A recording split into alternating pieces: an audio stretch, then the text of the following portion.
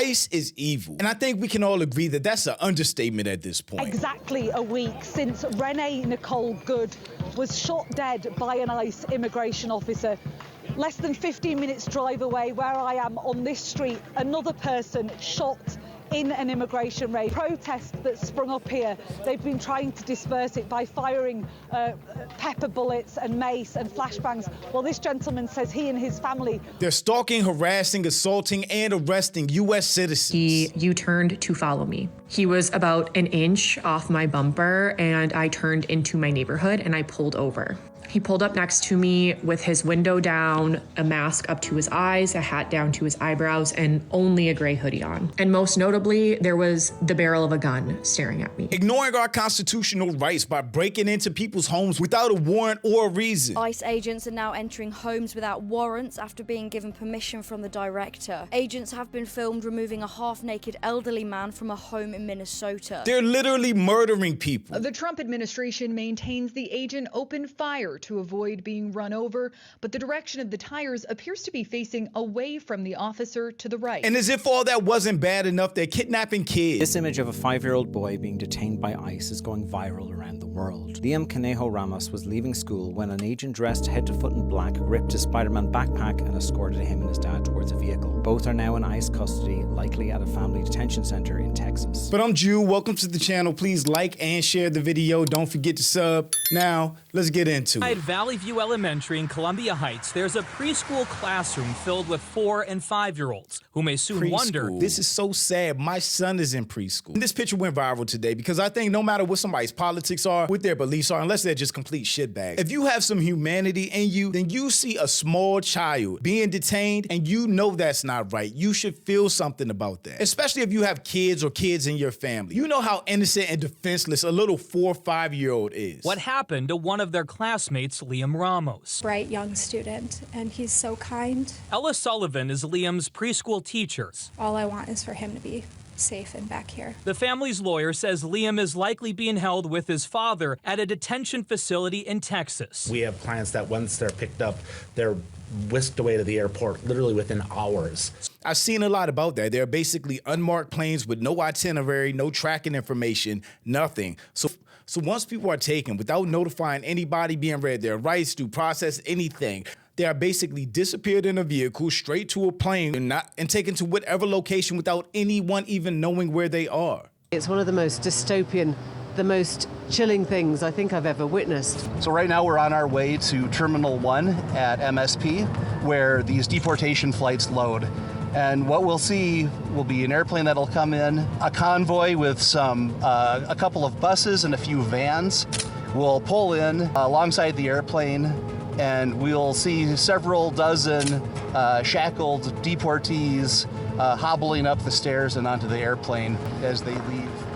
The plane that's just landed behind us doesn't have a name or a number. It's a dark plane. It doesn't officially exist. Plane with no name, no tag number, no trackable information that does not exist. And it's about to take deportees down to El Paso in Texas. So the first deportee has just boarded the flight, 41, 42, 43. So we had 43 deportees get on the plane. We don't know who those people are. Again, an example that looks like a construction worker. They're wearing their high-vis, their bright green hoodie. Not only do we not know who they are, their families don't know where they are. They weren't able to call anybody. Maybe they have responsibilities. Maybe some of these people are picking up their kids after work. If you've ever been late picking up a kid, picking up your younger brother or sister, you know that feeling when a kid is just sitting, waiting for a parent alone in an office, in the hallway, outside. That sad, desperate look that they get on their face. Can you imagine that? Except their parent never comes. Many in the community are now afraid to leave their homes. His church has now received food delivery requests from more than 27,000 families. Not only scared to go to the grocery store, they said people have completely stopped going to doctor's appointments. Our patients are missing, canceling, or deferring important appointments for prenatal care out of fear of being targeted by immigration officials in their place of care. Anecdotally, many of our labor and delivery triage units are seeing lower volumes as a sign that individuals are not seeking out care with urgent concerns. Requests Requests for resources for home births are up significantly, even among patients who had never previously considered this or for who it is not a safe option. I mean, imagine women feeling so threatened that instead of going to a hospital to give birth, where they might go to the hospital in labor, get handcuffed, and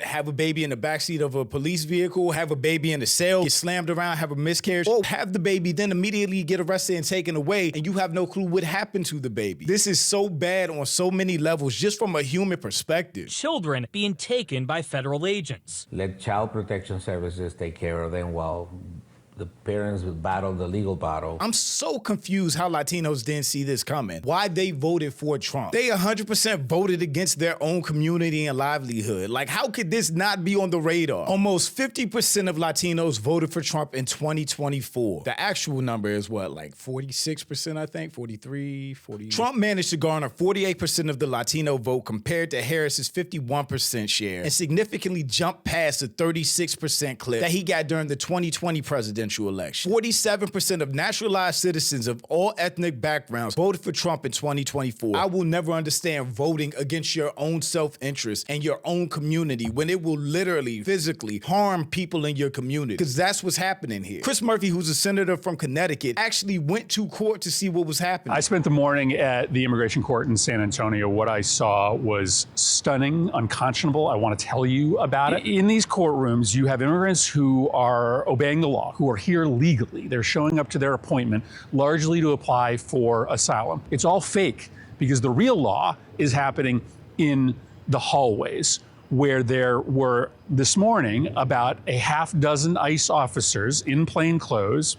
We understand normally they have their faces covered, but I think because I was there today, they weren't using face coverings. For these people to come out from their hearings, and then they take them and send them into detention for immediate removal out of the United States. Even though they have a pending claim, even though they have no criminal history, no arrest history, this is what's happening. And we know at this point that Trump doesn't care about the law, because he and his administration has been able to break it with total immunity. No consequences for ignoring the law, ignoring judges, doing whatever they want. And now they're just outwardly saying that they can ignore the Constitution and all of the amendments that protect us. In this case, the Fourth Amendment, which protects us in this country from unreasonable and unlawful searches, meaning law enforcement can't just kick in your door, arrest or kill you for no reason. Even though we in the black community know this is not true. There have been several black people killed in their homes for absolutely no reason. Like Breonna Taylor, who was killed by police when they broke into her door with a no-knock warrant, investigating something that didn't involve her. Or Sonya Massey, who called the police because she was worried about an intruder, was unarmed, no threat to police, and murdered in her own home. And if you want to take it back, what about Fred Hampton, who was murdered in his own home while he was asleep next to his pregnant fiance? So I don't want to derail the conversation or detract from what ICE is doing, but black people have been experiencing this type of terror for a very long time in America, which is why we were warning anybody and everybody about the dangers of a second Trump administration. Immigration officers assert sweeping power to enter homes without a judge's warrant, memo says. The Fourth Amendment grants all people the right to be secure in their houses against unreasonable searches and seizures. This is absolutely insane. An internal memo from ICE, DHS, cannot overwrite the Constitution. No internal memo can erase this fundamental right. Congress must step in to stop the blatant tyranny. I'm so confused about conservatives at this point. They'll threaten Trump over trying to invade Greenland, but not about terrorizing U.S. citizens in their own homes. We got good reviews in that speech. Usually they say he's a horrible dictator type person. I'm a dictator.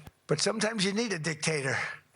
But they didn't say that in this case. He can't even string together a coherent sentence at this point. Trump is almost 80 years old. My grandfather is only like 8 years older than him, and he can't even drive a car at this point, which is the same for most people in their 80s. There's no way Trump should be running a country right now. Clearly, his mental state is diminished. It's definitely time for everybody to buy guns and regularly go practice at the range. Absolutely, and make sure you go get your concealed carry. Federal court allows ICE to use force against U.S. protesters. I think that was a little bit wrong, and it's still going on. There was an appeal issued after that, which was honored, so there's a stay on this whole situation right now. But the fact that we're even talking about this, that it's even being discussed, debated, and argued in U.S. courtrooms should be alarming to everybody, because I remember that poem from when I was younger. First they came for the communists, and I did not speak out because I was not a communist. Then they came for the socialists, and I did not speak out because I was not a socialist. Then they came for the trade unionists, and I did not speak out because I was not a trade unionist. Then they came for the Jews, and I did not speak out because I was not a Jew. Then they came for me, and there was no one left to speak out out for me. Which stage in that poem do you think we're at this point? Because ICE isn't even worried about criminals anymore. They are shooting and killing U.S. citizens and brutalizing peaceful protesters in the street. Photo from today should make it rather clear how ICE operates by default. 2 agents holding down an observer, third pepper spraying straight to the face from inches away. The federal government is attacking a major city with violence on a daily basis. These are U.S. citizens.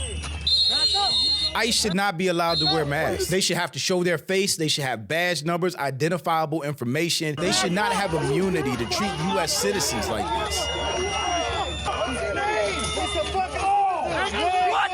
ICE is tracking us, U.S. citizens. If they're not tracking all of us yet, they will be soon. And they're using immigration to normalize a Minority Report level of surveillance on U.S. citizens. We now have information on the app that ICE uses to determine which neighborhoods to raid. It's called Elite, and in a testimony obtained by 404 Media, it's been revealed that it looks like Google Maps with pins for all the potential deportation targets. Now we've seen these ICE agents walk around with their phones. There's speculation that what they're actually doing is scanning people's faces, who put them in their database for tracking purposes. And interestingly, the targets include confidence scores, scores that indicate how likely they are to be at a potential location. This is Minority Report, Black Mirror levels bad. ICE agents then drive to a location that's target rich and knock out waves of arrests. Now, Palantir is the company that is officially behind this technology. In case you didn't know, Palantir was tasked by the Trump administration to create a master database on every single person in the US,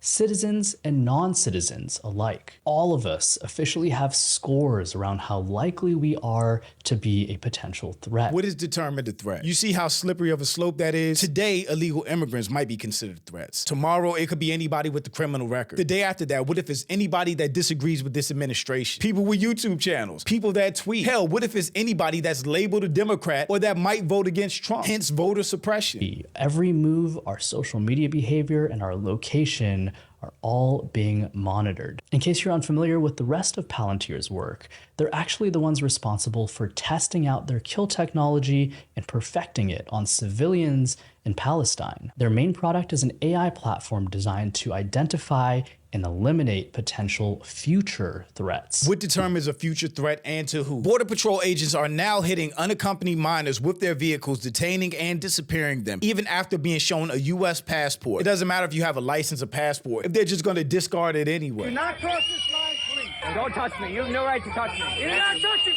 bud. Who's gonna notify her parents? How will anyone know where she goes, where she is?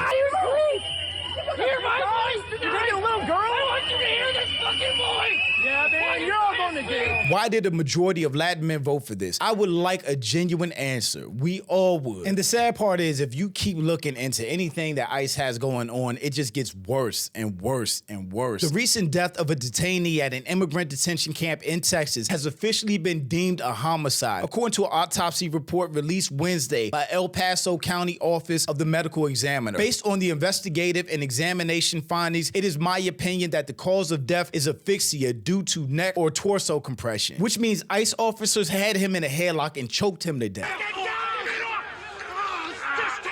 2 men in ICE detention say they saw guards kill a fellow detainee. Now the Trump administration is trying to deport these witnesses. This looks like a cover-up. We need an independent investigation now. 38 dead or killed while in ICE custody. At least 7 killed by ICE agents. Over 1,200 detainees missing or unaccounted for. They are literally disappearing people. About 1,200 immigrants held in Alligator Alcatraz are now missing.